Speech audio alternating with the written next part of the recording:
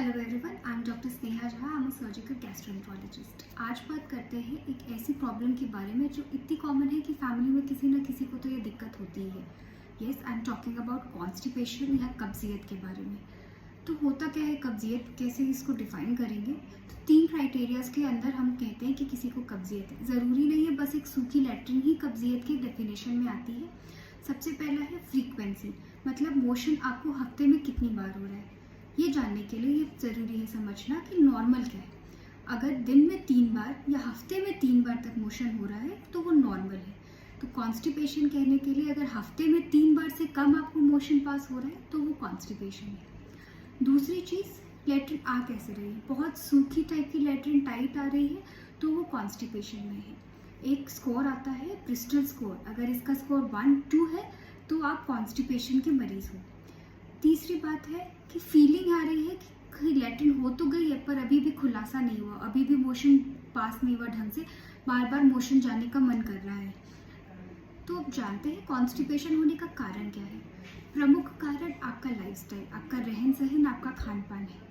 अगर आपके खाने में फाइबर की मात्रा कम होती है, मतलब जो साबुत अनाज है, फल है, हरी पत्तेदार सब्जियां हैं, इसकी मात्रा कम है, पानी की मात्रा कम है, या प्रोसेस्ड फूड मतलब बर्गर, पिज़्ज़ा, ये सब की मात्रा ज़्यादा है तो कब्जियत होने के चांसेस ज़्यादा होते हैं।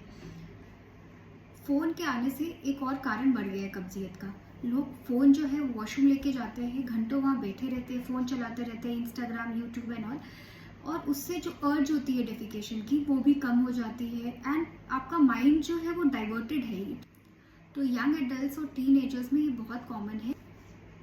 दूसरा मेडिकल रीज़न, कुछ मेडिकल ऐसे डिजीज़ होते हैं जिसमें कॉन्स्टिपेशन ज़्यादा होता है, जैसे थायराइड की प्रॉब्लम हो। अगर पेशेंट को हाइपोथायराइडिज्म है तो उनमें कॉन्स्टिपेशन ज़्यादा देखने को मिलता है। सेकेंड, शुगर की दिक्कत, अगर शुगर होती है मरीज़ को तो उनमें भी कॉन्स्टिपेशन ज़्यादा देखने को मिलता है। अब ऐसा क्यों होता है? क्योंकि शुगर वाले मरीज़ों में नर्व्स की प्रॉब्लम होने लगती है। धीरे धीरे अगर आपका शुगर कंट्रोल नहीं होता है तो आपकी नसों पे इफ़ेक्ट होने लगता है।